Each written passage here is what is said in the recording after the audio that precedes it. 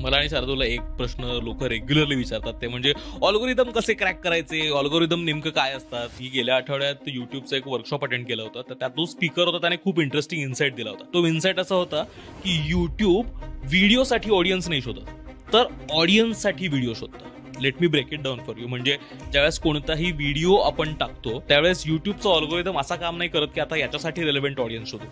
उलट तो असा विचार करतो की अच्छा, हा ओमकार हा युजर आहे का, तो या टाईपचे व्हिडिओज बघतो का, तो या टाईपचं कन्झम्पशन आहे का त्याचं, हे टॉपिक्स त्याला आवडतात का, त्याच्यासाठीचा रेलेव्हंट व्हिडिओ त्याला सजेस्ट केला जातो. त्याच्यामुळे युट्यूब पुश वरती काम नाही करत, युट्यूब पुल वरती काम करतो, आणि तो पुल असतो ऑडियन्सच्या बाजूने. त्यामुळे जर तुम्हाला असा कधीही प्रश्न पडत असेल की माझा कॉन्टेंट वर्क करत नाहीये, अल्गोरिदम क्रॅक करायचा आहे, याच्यासाठीचा सगळ्यात साधा सोपा उपाय म्हणजे ऑडियन्सचा अनालिसिस.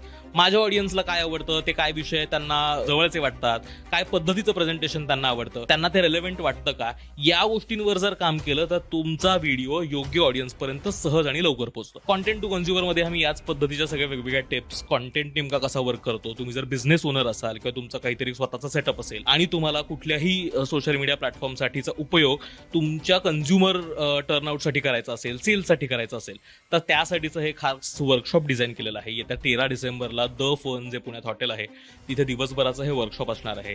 ऑनलाईन आणि ऑफलाईन दोन्ही स्वरूपात हे वर्कशॉप आहे. जर तुम्हाला हे जॉईन करायचं असेल तर त्यासाठीचे डिटेल्स खाली दिलेले आहेत. आणि येस, भेटूयात. कॉन्टेंट क्रिएशन नेमकं कसं काम करतं आणि त्याचा आपल्या बिझनेससाठी कसा उपयोग करता येऊ शकतो हे सगळं समजून घेण्याचा प्रयत्न करूयात.